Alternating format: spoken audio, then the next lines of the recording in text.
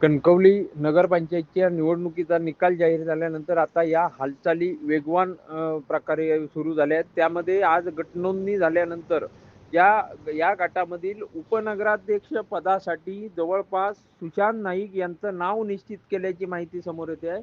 सुशांत नाईक हे या 17 नंबर प्रभागामधून विजयी झाले होते आणि त्याचबरोबर त्यांच्याकडे आता कणकवली शहराच्या उपनगराध्यक्ष पदाची जबाबदारी दिली जाणार आहे. कारण यापूर्वी कणकवली नगरपंचायतमध्ये उपनगराध्यक्षपदी माजी आमदार वैभव नाईक हे देखील नाईक बंधूंपैकी एक काम केलेलं होतं. ते विराजमान झालेले होते. त्यानंतर आता परत एकदा नाईक बंधूंमधील सुशांत नाईक यांच्याकडे ही उपनगराध्यक्ष पदाची धुरा दिली जाण्याची शक्यता आहे आणि जवळपास आज जी सूत्रांकडून माहिती प्राप्त झाली आहे त्यानुसार आज हे नाव जवळपास निश्चित झालेलं जमा आहे. कारण आज या गटनोंदणीच्या प्रक्रियेच्या अगोदरच या नावावर शिक्कामोर्तब करण्यात आला आहे. कारण गटनेतेपदी रुपेश नार्वेकर यांना जबाबदारी दिल्यानंतर आज सुशांत नाईक यांच्याकडे ही जबाबदारी देऊन कणकवली शहरातील एक महत्त्वाची धुरा, नगरपंचायतच्या सत्तेची एक महत्त्वाची धुरा संदेश पारकर यांच्याबरोबरच सुशांत नाईक यांच्याकडे दिली जाणार आहे.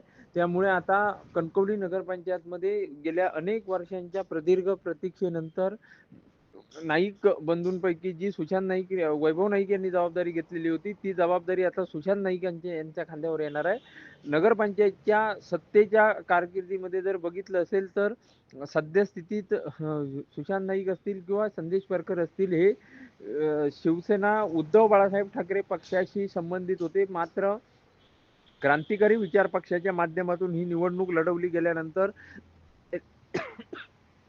त्यांनी या निवडणुकीमध्ये पक्षविरहित काम केलं किंवा पक्षाचा कोणताही झेंडा घेतला नसल्याचं स्पष्ट केलं होतं.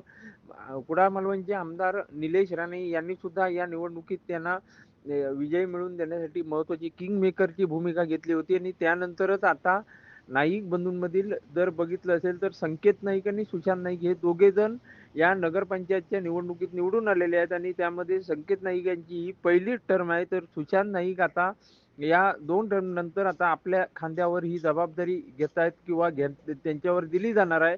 त्यामुळे आता येत्या काळात उपनगराध्यक्ष म्हणून कणकवलीचे सुशांत नाईक यांचा चेहरा समोर येणार आहे. ही अधिकृत काही दिवसात घोषणा केली जाईल. मात्र आज घडीला सत्ताधारी गटाकडून हे नाव निश्चित झाल्याची खात्रीशीर सूत्रांची माहिती आहे आणि लवकरच याच्यावर निवडणूक प्रक्रिया होईल त्यावेळी याबाबतची अधिकृत घोषणा केली जाईल.